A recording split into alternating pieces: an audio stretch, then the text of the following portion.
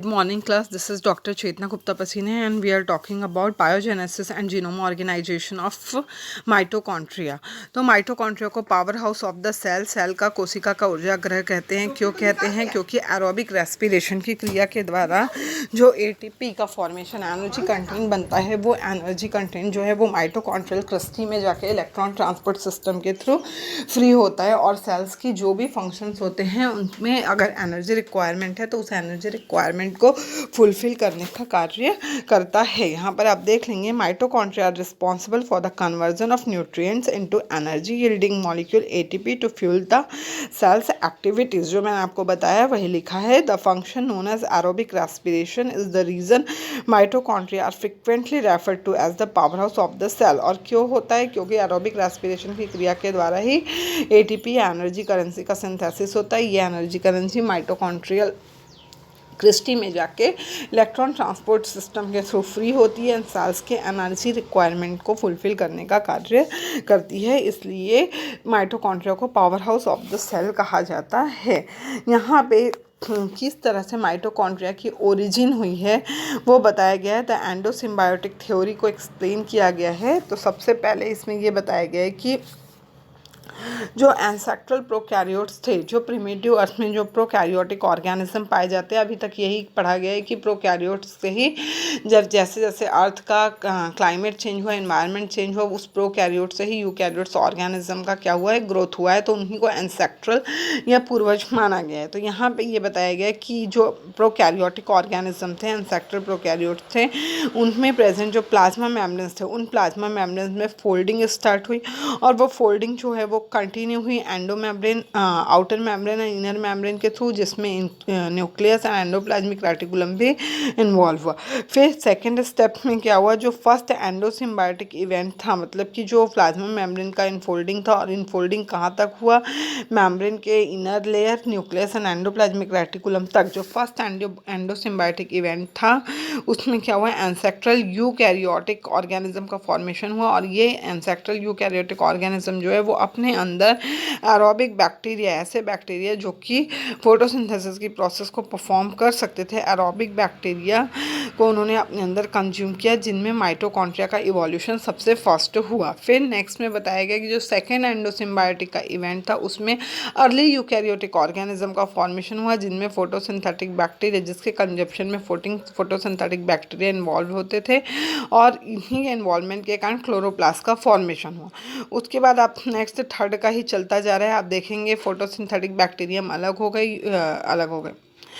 हो गए जैसे ही उनमें क्लोरोप्लास्ट का फॉर्मेशन हुआ। उसके बाद मॉडर्न फोटोसिंथेटिक यूकैरियोटिक ऑर्गेनिज्म का फॉर्मेशन हुआ, जिनमें क्लोरोप्लास्ट प्रेजेंट थे। और क्लोरोप्लास्ट के बनने के बाद में जैसे ही फोटोसिंथेसिस की प्रोसेस स्टार्ट हुई, बैक्टीरिया ऑर्गेनिज्म फोटोसिंथेसिस की प्रोसेस करने लगे। उसके बाद में एनर्जी रिक्वायरमेंट को फुलफिल करने के लिए क्लोरोप्लास्ट के बनने के बाद में किसका फॉर्मेशन हुआ? माइटोकॉन्ड्रिया का फॉर्मेशन हुआ, जिसको हम मॉडर्न हेटरोट्रॉफिक यूकैरियोटिक ऑर्गेनिज्म कहते हैं। ये थ्योरी साइंटिफिकली तो प्रूव्ड नहीं है, थ्योरेटिकली इसे पढ़ा जाता है बस समझने के लिए, बट साइंटिफिकली ये थ्योरी अभी तक प्रूव्ड नहीं है।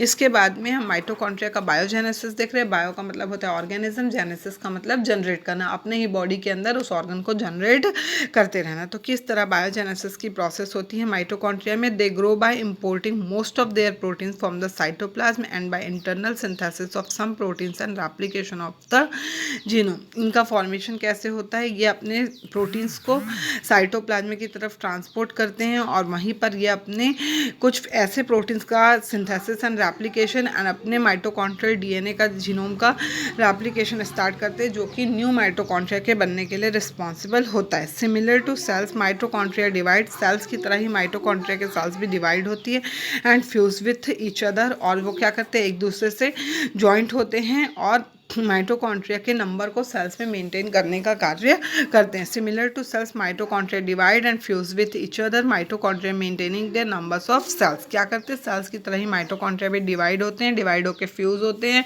और इस तरह वो सेल्स के अंदर अपने नंबर्स को मेंटेन करके रखने का कार्य करते हैं। Our understanding of mitochondrial fission and fusion, fission का मतलब होता है ब्रेक डाउन होना, फ्यूजन का मतलब होता है ऐड होना। Fission and fusion has improved in recent years with the development of in vitro assay for their study and the identification of proteins required for both events. इस प्रक्रिया को समझने के लिए जब इसका प्रैक्टिकल अप्रोच की तरफ ध्यान दिया गया, जब इसका इन विट्रो ऐसे किया गया, बॉडी के बाहर निकाल के माइटोकॉन्ड्रिया का स्टडी किया गया, तो ये पाया गया कि इसमें इन्वॉल्व होने वाले जो फिजन एंड फ्यूज़न दोनों की प्रोसेस में जो इन्वॉल्व होने वाले प्रोटीन्स होते हैं वो किस तरह इन दोनों इवेंट को सुचारू रूप से चला के सेल्स पे माइटोकॉन्ड्रिया के नंबर को बना के रखने का कार्य करते हैं. The balance between fusion and fission is likely a major determinant of mitochondrial number, length and degree of interconnection. जो बैलेंस होता है फ्यूजन एंड फिजन के बीच का, यही कंट्रोल करता है माइटोकॉन्ड्रिया के नंबर्स को, साइज को एंड शेप को सेल्स में. When the fission becomes more frequent than fission, यदि फ्यूजन की प्रोसेस जो है वो फिजन से ज़्यादा तेज गति से होगी, the mitochondria tend to become more elongated. तो माइटोकॉन्ड्रिया का जो शेप है वो बहुत ज़्यादा बढ़ जाएगा एंड इंटरकनेक्टेड, और बहुत से माइटोकॉन्ड्रिया आपस में कनेक्ट हो जाएंगे. Whereas a predominance of fission leads to the formation of more numerous and distinct mitochondria. जबकि यदि फिजन कंटिन्यूसली होता रहेगा और फ्यूज़न की प्रोसेस नहीं होगी, तो माइटोकॉन्ड्रिया के बहुत स्मॉल शेप में बहुत अधिक नंबर पे माइटोकॉन्ड्रिया का फॉर्मेशन होगा. तो सेल्स के अंदर माइटोकॉन्ड्रिया के नंबर को बैलेंस में बना के रखने के लिए फ्यूज़न एंड फिजन की प्रोसेस का बैलेंस में होना बहुत इंपॉर्टेंट होता है. अब यहाँ पर आप माइटोकॉन्ड्रियल डीएनए के बारे में पढ़ोगे. माइटोकॉन्ड्रियल डीएनए में क्या हम पढ़ेंगे? Mitochondria unique in their own way, containing their own circular DNA and their own ribosome. Mitochondria अपने आप में एक सर्कुलर डीएनए कंटेन करके रखते हैं, जिसे हम माइटोकॉन्ड्रियल डीएनए कहते हैं, और उस माइटोकॉन्ड्रियल डीएनए के पास अपना खुद का राइबोसोम भी प्रेजेंट होता है. The DNA in the cell nucleus does not code for the construction of mitochondria. Nucleus में प्रेजेंट जो डीएनए होता है वो माइटोकॉन्ड्रिया के कंस्ट्रक्शन के लिए किसी भी प्रोटीन या अमाइनो एसिड की कोडिंग का फंक्शन नहीं करता है. इसके बाद यहाँ पर अब माइटोकॉन्ड्रियल डीएनए का जीनोम ऑर्गेनाइजेशन हम देख लेते हैं. Small double standard covalently close circular molecule होता है. यहाँ पे बाजू में स्ट्रक्चर दिया हुआ है. अकर्स इन मल्टीपल कॉपीज, इसकी बहुत सी कॉपीज माइटोकॉन्ड्रिया में पाई जाती है. It has 16,569 base pairs. Most usually remains attach to inner mitochondrial membrane. ये जनरली इनर माइटोकॉन्ड्रियल मेम्ब्रेन से अटैच होता है. जो माइटोकॉन्ड्रियल डीएनए होता है वो इनर माइटोकॉन्ड्रियल मेम्ब्रेन से अटैच होता है. Stores biological information required for growth and multiplication of mitochondria. ये ऐसे बायोलॉजिकल इंफॉर्मेशंस को अपने अंदर कंटेन करके रखता है जो कि माइटोकॉन्ड्रिया के ग्रोथ एंड मल्टीप्लिकेशन के लिए इंपॉर्टेंट होते हैं. Encodes RNAs proteins and proteins that are essential for mitochondrial function. ये ऐसे आरएनएस एंड प्रोटीन्स को अपने अंदर कंटेन करके रखते हैं जो कि माइटोकॉन्ड्रिया के फंक्शन को सुचारू रूप से चलाने के लिए आवश्यक होता है. It codes 2 are RNAs, 22 tRNAs and 13 mitochondrial membrane proteins. ये क्या करते हैं? राइबोसोमल आरएनए के फंक्शन को कंडक्ट करने वाले एंजाइम्स एंड ट्रांसफ़र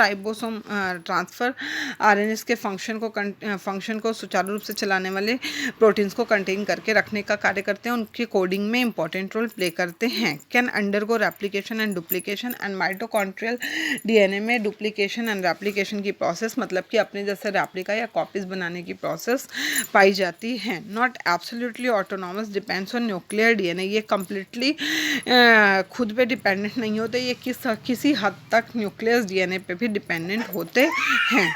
इसके बाद यहाँ पर nuclear DNA and mitochondrial DNA दोनों का कंपैरेटिवली स्टडी के लिए स्ट्रक्चर दिया हुआ है. ये आप देख लेंगे. यहाँ पर आपका ये topic biogenesis and genome organisation of mitochondrial DNA ख़त्म होता है.